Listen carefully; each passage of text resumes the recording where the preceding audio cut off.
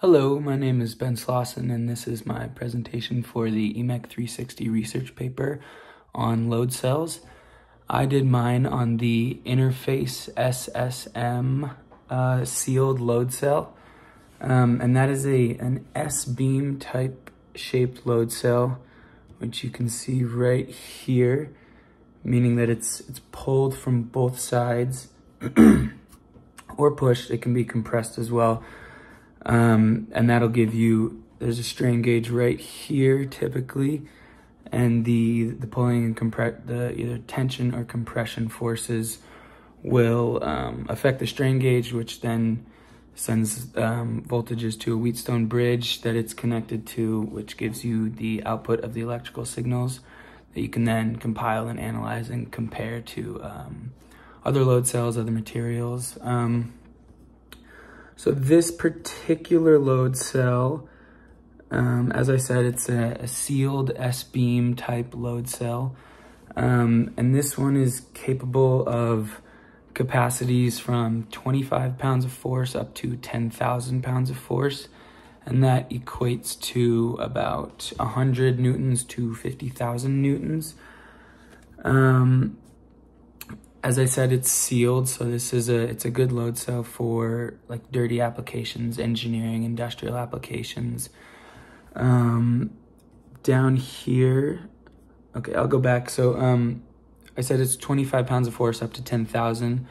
That's just like based on the different models that you can get. So they come just spec'd out for specific uses. So with that, the shape, or the dimensions, sorry, of the load cell change with the load capacity of it. So obviously the larger load capacity that this load cell is meant to hold, the larger the actual load cell will be. And this also has to do with the material that it's made from. So the higher capacity loads are made out of stainless steel, and the lower capacity load cells are made out of aluminum. And this is just to, increase strength at those higher load capacities, make sure that there's not too much deflection in the load cell as you're putting the force on it. If you had aluminum all the way up to 10,000 pounds of force, there would be, it would probably still work. There would just be excessive displacement, which would make it less accurate and such.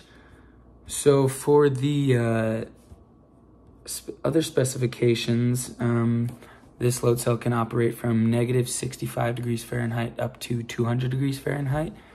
So again, it's a pretty rugged little unit, and it's very good for all sorts of engineering and industrial applications. It has relatively good accuracy. It's not too inaccurate, and that's largely due to, in part, because it's made of metal, and those small deflections make it so that it has to stay accurate with that stuff. But yeah, this has been the Interface model SSM load cell, and yeah, thank you for listening.